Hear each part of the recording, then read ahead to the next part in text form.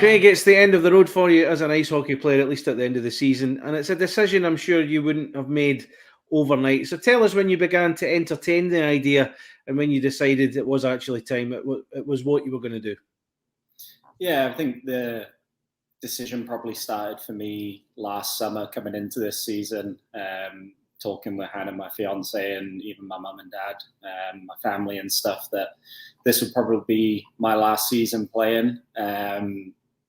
So it's been kind of in the back of my mind, and that's how I approached this year. And it's just that's it. It's something that I've stuck with throughout the season, and it's the end of the road for me. And just looking at you just now, as we're talking, I can see it's a decision you're very comfortable with. So you've clearly had time to get used to the idea and really get used to the fact that beyond the next couple of weeks, that's it for you. So what was behind the decision then? I think obviously when September rolls around and guys start going back to training camps and pre-season games and the season kicks off, I'm sure that, I'm probably going to feel it a little bit more than I'm feeling it right now, because it's been my life for so long.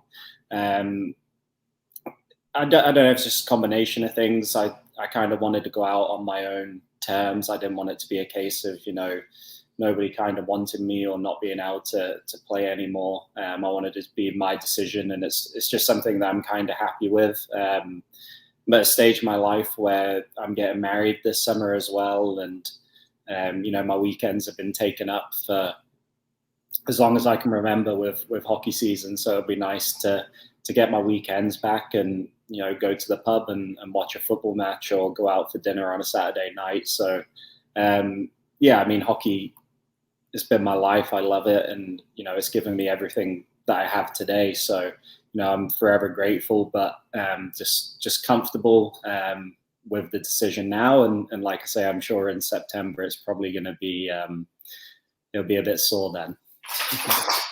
And sorry about my dog in the background. That's quite all right.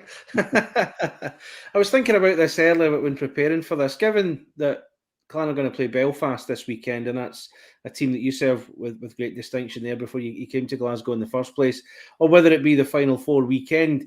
In terms of going out, that's the way to go out, isn't it? It brings everything to a nice close. Yes, it's just funny how it's kind of gone full circle, and obviously we don't know what the outcome will be this weekend, but obviously Sunday will be my last game in front of the Clan fans in Braehead Arena.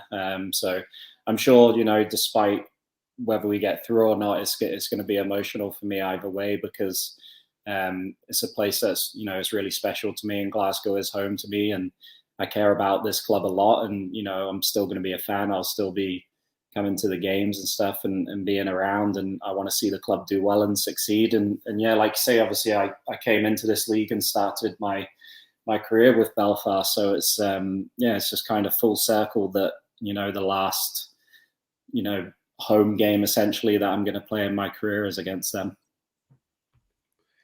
So have you given any thought to what the feeling might be, whether it's this Monday morning or the following Monday morning when you wake up and that's it, it's all over? Have you thought that far ahead yet? Probably not, which is why I'm probably feeling okay with the decision right now. It's kind of hard to say how I'm going to feel once it's all over, if it's after this weekend or it's in 2 weekends' time. I'm not sure. But like I say, I'm comfortable with the decision. I'm sure, Sunday will be emotional for many reasons, regardless of the result. Like I said, it being my last home game. So I'm sure on this Monday or the following Monday, whichever it's going to be, emotions will probably be a little bit high and probably a bit scared to move into the next chapter of my life. But, it's a step I feel I'm ready to take. And another thing as well, and I've had this stat on my clipboard every week now for weeks, you're only a couple of points, if not a point away from 500 in all Elite League competitions. You've got to accomplish that, surely. Yeah, I got it down to a point. I think since they started tweeting that stat out, I've just been snake bitten. I can't get anything. But I was talking to some of the guys about it as well, and On Elite Prospects, it says I have more. So I don't know if that's because they used to double up the cup games or something back in the day. We don't go with them. We don't go with them. Yeah. So anyway, depending on what website you look, some say I don't have that many. Some say I've got about 40 or 50 more points than that. But in terms of the one that keeps popping up on Twitter, yeah, it'd be nice to get that. So give us some highlights from your career. What moments, when you look back, and I'm sure you've got plenty to think of, what leap out at you as you look back on your career? I mean, obviously, winning championships is kind of why you play this sport. And, I was lucky enough to win the playoffs in my first season in my rookie year, which was something quite special. Obviously, got 2 league championships, and then the time that I spent with the national team as well. We went through a period there where we won 2 silver medals, and then we finally managed to get the gold medal. And we did it in Belfast again, which was kind of full circle because I was playing in Glasgow at the time, but the tournament ended up being in Belfast, and my mum and dad could be there to watch me win a gold medal for my country. So I mean, when I look back on my career, obviously winning championships is the biggest thing, but I think winning that gold medal for your country in the UK, it was something pretty special.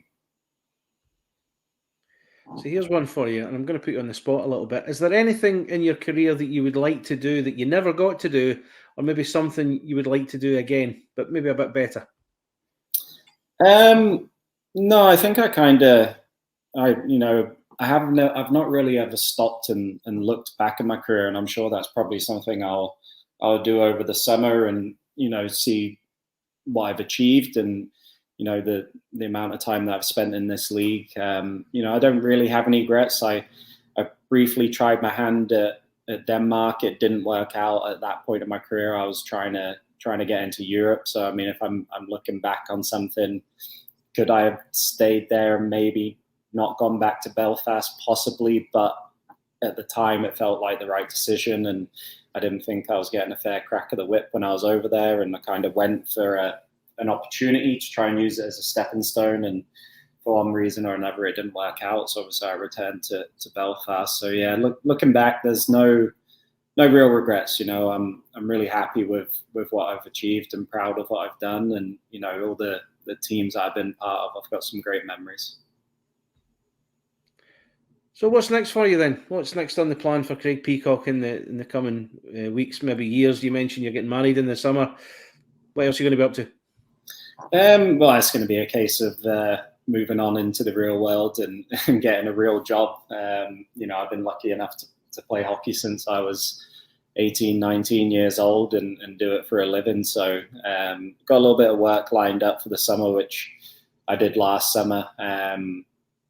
So I'll probably just go into that, leading up to the wedding. And it's kind of, it's discussions that I'll sit down and have with Hannah and, figure out what the next kind of step is for me and where I go. I don't have anything set in concrete yet. But like I say, I've got a bit of work lined up for the summer, but, career-wise, I've got to sit down, kind of look at the options that are out there and, have some conversations with people and we'll see what happens. Is coaching an avenue you'd like to go down, or is that just something you've maybe not thought about just yet?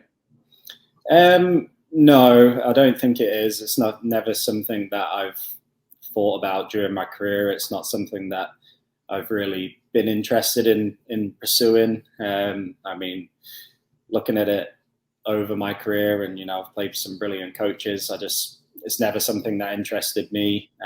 Again, stepping away from hockey, I want to get my weekends back and live somewhat a normal life, and you go to the football on a weekend, do that type of thing. So if I was to go into a coaching role, it's you're on the same schedule as a player, if not probably doing a lot more than a player does with all the work that they have to do away from the rink as well. So it's not something that's really interested me.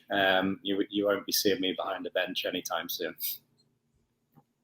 Well, if it helps, there's a spot next to me behind the mic on game nights if you're up for it. I'm always looking for a colour. I can make a guest appearance on the colour commentary for you, Craig. Anytime, mate. Anytime. So how would you like to be remembered as a player then going forward? How would you like people to think of you and everything you've contributed to ice hockey in your career? That's a tough question. I mean, everyone's gonna have their own opinion of me and what they think.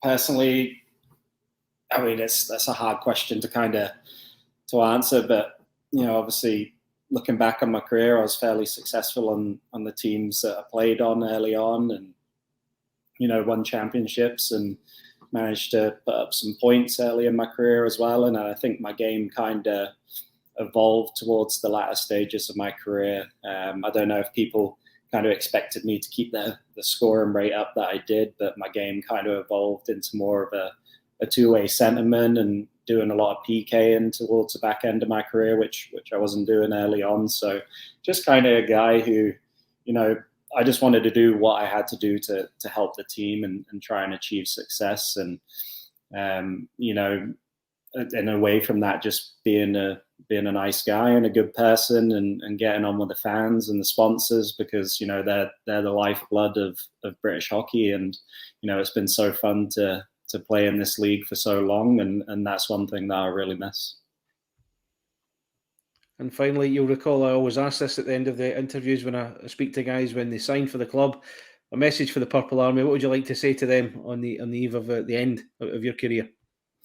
Yeah, just a massive thank you. I've felt nothing but welcome since I first came here in 2016, and it's a special place, Braehead Arena, and I know this club means a lot to a lot of people, and it still does to me. And I'm going to be sad that I won't be on the ice come September, but I'm still going to be around. And again, it's just a massive thank you, and appreciate all the kind things that people have done for me over the years, all the support, all the chats, all the kind messages you get on Twitter, some not so kind as well, but everybody's entitled to their opinion, I guess.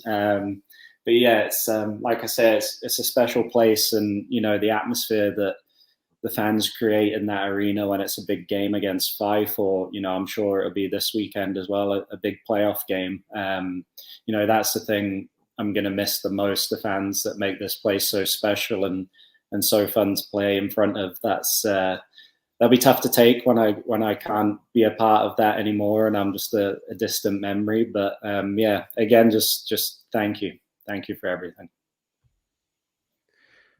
Well, I hope you'll allow me, on behalf of everybody watching, the Purple Army, everybody involved with the clan, I dare say everybody whose other teams you've represented, thank you as well for your contribution. I know there's one little girl in my house who'll be sad that you won't be there next season, but all the best in your career, Craig. Thank you for your time, and all the best for the future. Thank you very much, Craig.